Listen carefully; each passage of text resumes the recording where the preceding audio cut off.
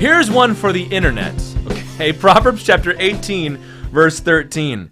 Some of these proverbs they perfectly apply to internet culture, and this is one of them. If one gives an answer before he hears, it is to his folly and shame. If one gives an answer before he hears, it is to his folly and shame. Ouch. Some of us hear that, and it kind of stings a little bit to hear that. This is about responding, formulating an opinion, stating an opinion, saying something before you have all the facts. It says if you do that, it's to your folly, which means foolishness, you're acting like a fool, and to your shame. Now, nobody likes shame these days, but the Bible tells us if you're going to talk before you have all the information, you ought to be ashamed of yourself.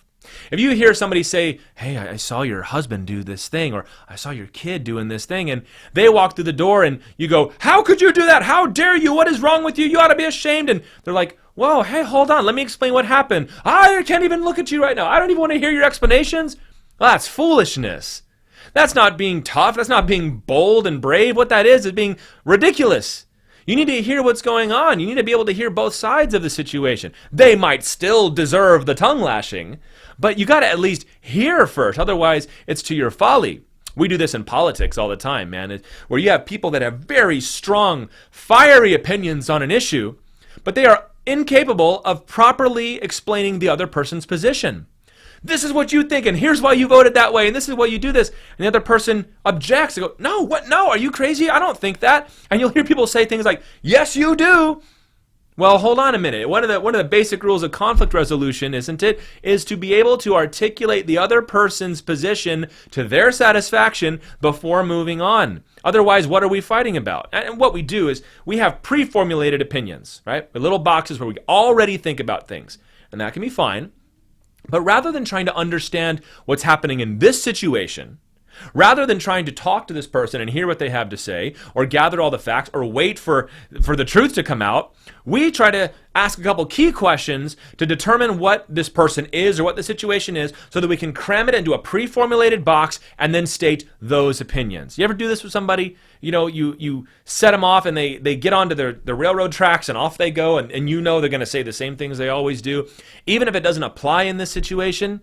I mean, this springs from internet culture in a lot of ways because you're always being pushed to comment and to give your opinion and to retweet and to re-say and to give your view on something when sometimes you might not have the ability to give an intelligent view on this. Now, if everyone's just debating opinion, that's one thing. But what about when a politician or a celebrity or an athlete is caught in some kind of scandal? And you've already formulated your opinion on it, and you denounce them, and you're done with them, and we don't want to hear from them anymore. But then the truth comes out, and it turns out you were totally wrong. You look ridiculous. You look foolish. And you can do this in lots of different areas of your life. You can do this about the Bible. You can do this about God, where you don't even know what the Bible says. So many people attack Christians because saying, this is what you do and this is what you think, and they have no clue. And it's like, I don't know what religion you're attacking, but it's not the one I believe. What you're describing, I wouldn't defend that either. It's to the folly and shame of a person who does not take the time to listen, to ask, to withhold judgment. Sometimes you've got to get used to doing this.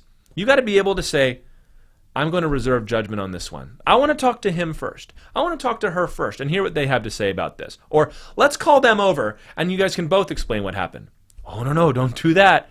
Well, then I will not act on this information you've given me until I know the truth. You got to be able to say that. You got to have enough self-possession, enough confidence in the Spirit to be able to say, I'm going to wait. Maybe you got to say it like this. You say, if the situation is just as you've described it, then yes, that's very unfortunate. Or yeah, I would be on your side. But the Bible says you got to hear both. You got to hear before you speak. And guys, you don't need to have an opinion on everything. You don't need to have a stated position on every issue. If you don't have the information, if you don't have the expertise, then maybe you just shut up. Sometimes you got to do that. And it's not always possible, but it is to the folly and shame of a person that cannot keep their yap shut and just has to speak every time they hear something without hearing all of it. You know, if someone's explaining something to you and you cut them off and start chiding them. Just listen more, you guys. That's your lesson for the day. Listen more before you speak and take the time to formulate a thoughtful point of view before you say it to somebody else. God bless you guys. See you next time.